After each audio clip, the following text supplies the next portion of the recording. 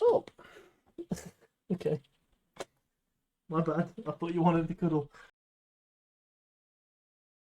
Hey everyone, welcome back. This is going to be the first video of hopefully a series of videos where I'm going to basically explore the upcoming books in the sci-fi and fantasy genres within each given month. Now, obviously, certain months are going to have more books, certain months are going to have less books, so I'm not going to cover absolutely everything within the sci-fi and fantasy genre that's going to be coming out.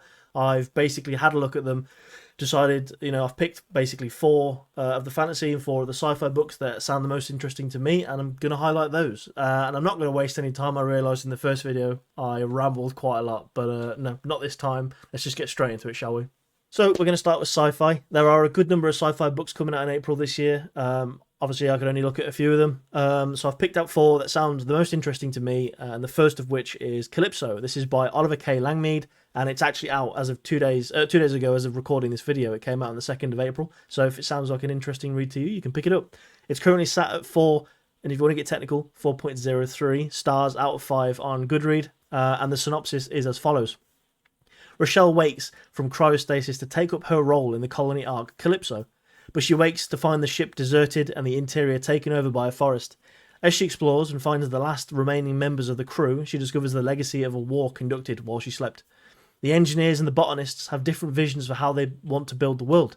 The engineers would build a utopia of technology, the botanists would have the planet bloom untouched by mankind. Both will destroy the other to ensure their vision of paradise prevails.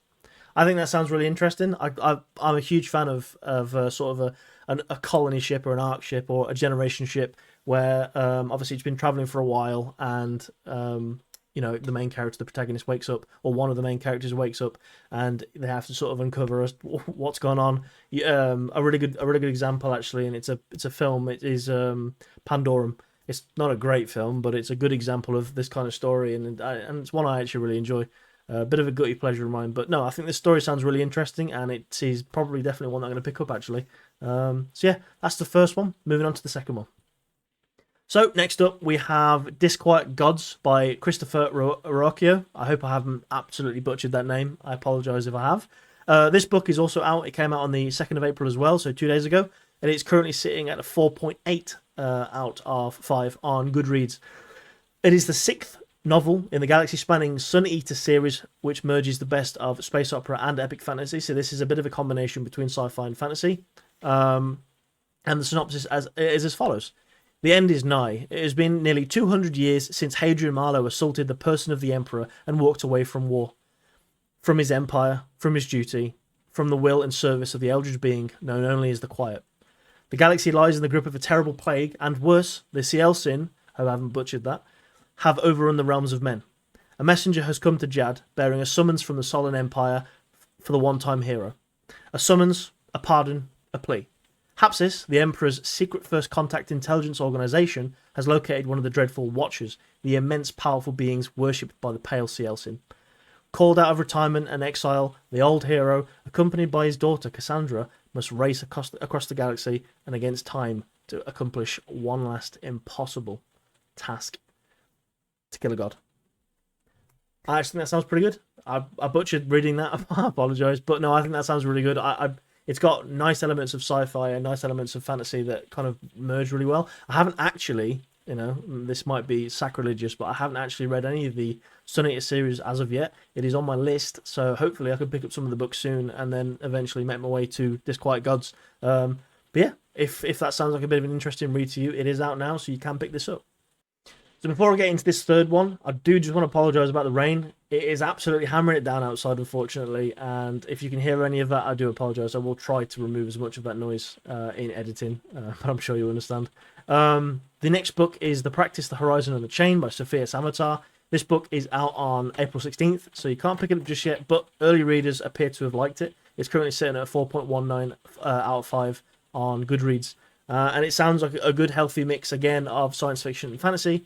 And it is a shorter one at a novella length, so should be an interesting and shorter read for those of you that like the shorter books. And the synopsis sounds a little bit like this. Can the university be a place of both training and transformation? The boy was raised as one of the chained, condemned to toil in the bowels of the mining ship out amongst the stars. His whole world changes, literally, when he is yanked upstairs to meet the woman he will come to call Professor. The boy is no longer one of the chained, she tells him, and he has been gifted with the opportunity to be educated at the ship's university alongside the elite. The woman has spent her career striving for acceptance and validation from her colleagues in hopes of reaching a brighter future, only to fall short at every turn. Together, the boy and the woman will learn from each other to grasp the design of the chains designed to fetter them both, and they are the key to breaking free. They will embark on a transformation and redesign the entire world. I think that sounds really interesting. Actually, it doesn't give too much away, but a duo story is actually always really interesting. So obviously we've got the boy and the professor. Based on that synopsis alone, that story could go absolutely anywhere. Very interested to actually sort of dive into that one. I'll be, if I'm completely honest, I will pick it up, but there are some of the other ones that I think catch my attention a little bit more. But I just thought it was a little bit different from the usual books that I look at. Lastly, for sci-fi, we have Ocean's Gudori by Elaine Yu Cho. It is currently sat at 4.09 stars out of 5 on Goodreads. Those are, however, early readers, as the book is not out until April 23rd, so you can pick it up at the end of the month if it sounds a little bit like your cup of tea. It is a sci-fi, romance, LGBT space opera. It sounds actually really, really fascinating, but I'll get straight into it. Ocean Yoon has never felt much like a Korean, even if she descended from a long line of Hanyo, Jeju Island's beloved female divers. I really, really hope I pronounced that correctly. If I didn't, I apologise. She's also persona non grata at the Alliance, Korea's solar system dominating space agency, since a mission went awry and she earned a reputation for being a little too quick with her firearm. When her best friend, Teo, second son of the Anand tech empire, is framed for murdering his family, Ocean and her misfit crewmates are pushed to the forefront of a high-stakes ideological conflict. But dodging bullets and winning space chases may be the easiest part of what comes next. I'm not going to lie, it's a short and sweet synopsis. I think that sounds absolutely thrilling. I really, really like the idea of a sort of Korean-centric space opera. I think that sounds really, really interesting.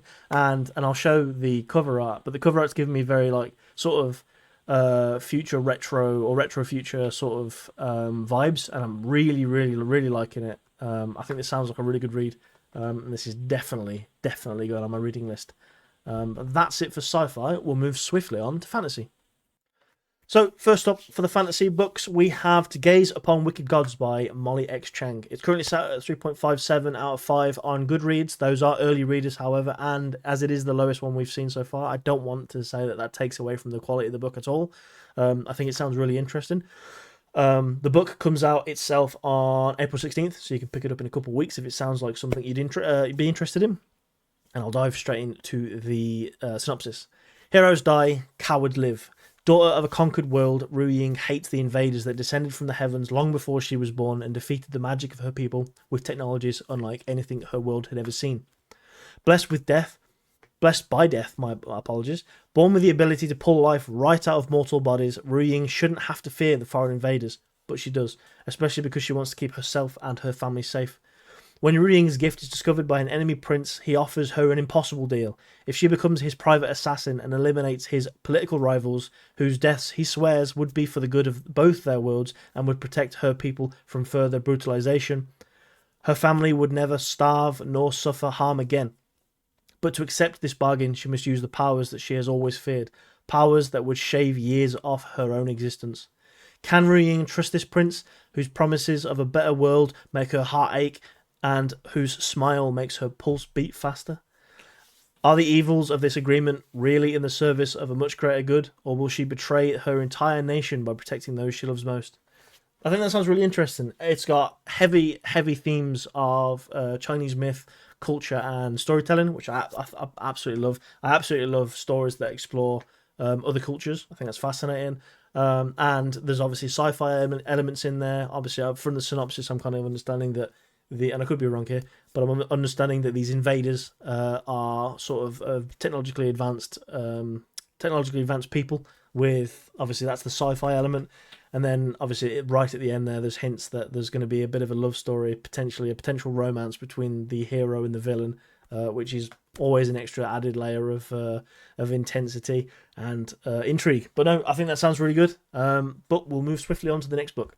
Next up for the fantasy books, I have Play of Shadows, which is the first book in the series Court of Shadows, seemingly, by Sebastian de Castell. We're currently sat at a 4.34 out of 5 stars on Goodreads. Those are real ratings as the book came out 2 days ago on April 2nd, so you can pick this up if it sounds interesting to you. I'll dive straight into the synopsis.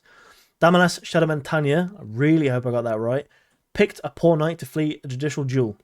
He has precious little hope of escaping the wrath of the Vixen, the most feared duelist in the entire city, until he stumbles through the stage doors of the magnificent Operato Bellezza and tricks his way into the company of actors. An archaic law provides temporary respite for his troubles until one night a ghostly voice in his head causes Damalas to fumble his lines, inadvertently blurting out a dreadful truth. The city's most legendary hero may actually be a traitor and a brutal murderer. With only the help of his boisterous and lusty friend Burrito, a beautiful assassin whose target may well be Damalas himself, and a company of misfit actors who just as soon see him dead, this failed son of two great coats, not goats, must somehow find within himself the courage to dig up long-buried truths before a ruthless band of bravos known as the Iron Orchids come for his head. Oh, and there's still the matter of the Vixen waiting to duel him. That sounds really interesting. I really hope I pronounced those names correctly. But no, it sounds like there's obviously like quite a bit of. It gives me Renaissance vibes, which I think is intended, based on the sort of the mask in the cover art. And I'm obviously getting Spanish vibes as well, which sounds really really interesting.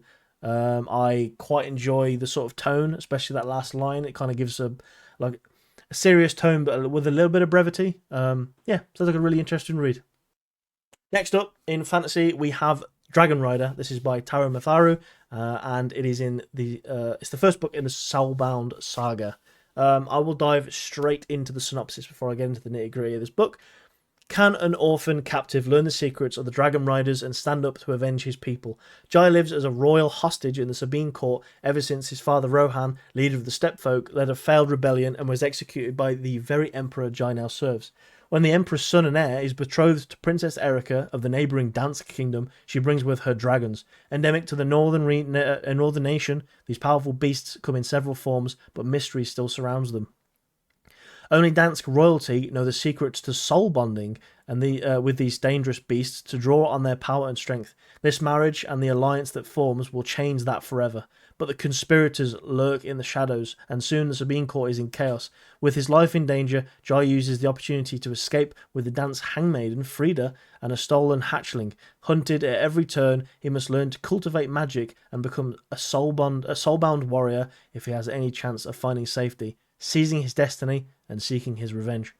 I think that sounds really good. That is a classic high fantasy novel with dragons, magic. I think it sounds really cool. Obviously, two kingdoms, court intrigue, assassins. I think that just sounds really good. I wouldn't let the 3.9 rating dissuade you. I think if you're really interested in high fantasy, I think this could be one. To watch. Maybe read a few reviews before you pick this one up. But I think I'll add this one on my list of reads, potentially a little bit further down the list, but because there's a few others that I need to read. But yeah, sounds really good. And lastly, we have The Last Fire Hunter, and that wasn't intentional. This is by Selene Goldberg, and we're currently sat at 4.15 on Goodreads. It sounds like a really, really interesting book. It comes out on April 9th, so in 5 days, if you want to pick it up. It is fantasy, action, romance, mythology, science fiction, fantasy. Yeah, just sounds like a really, really interesting book. I'll get straight into the synopsis. Ambitious fire hunter and perpetual lone wolf, X, finds his road to glory interrupted when a heavily pregnant runaway enlists his help to escape through the ghost-infected forest.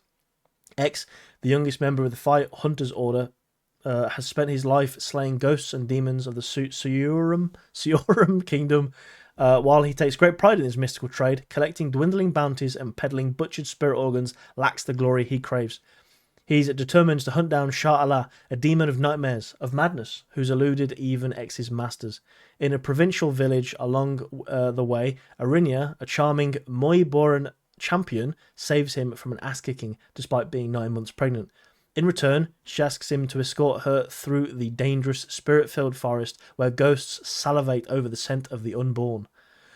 But as more of Arinia's secrets emerge and the elusive demon nears, X must face dangers from both men and monsters, or lose not only the respect of the fire hunters, but the hunters themselves, along with the woman he's trying not to fall in love with. I think that sounds really, really interesting. I am a big fan of sort of paranormal fantasy, so obviously him being a demon and a ghost hunter, really, really like that already. There's obviously elements of the world building in there. So you've got Allah, which is a really powerful Shah Allah, sorry, which is a really powerful sounding demon. The Fire Hunters sounds really interesting. I'm curious to sort of learn more about those. Yeah, it just sounds like a really good fantasy story. And again, I've said this a lot. I'm going to stop saying it in future videos, but I think this is definitely one that I'm going to pick up and put on my read list. Sounds really interesting. Well, that's it for Sci-Fi and Fantasy Rundown for April 2024. I almost got the year wrong. Showing my age now. I really hope that all of those 8 books, or some of those 8 books, even one of them sounds interesting to you, and that you're going to go and pick them up or add them to your read list. I'm definitely going to read a few of them. And obviously there are plenty more books coming out this month, but those are the ones that I felt needed to be highlighted and the ones that sounded most interesting to me. I hope you enjoyed this video. I'm going to be doing one of these every single month to give you a bit of a rundown of what's upcoming in the month. But I will catch you in the next video. Hopefully in the next video I'm going to be talking about the book that I'm actually working on, which is super exciting. We're currently actually in the process of designing cover art, which is very, very, very exciting, and I can't wait to share that with the world. But thank you again thank you so much for watching, and I hope to catch you in the next one.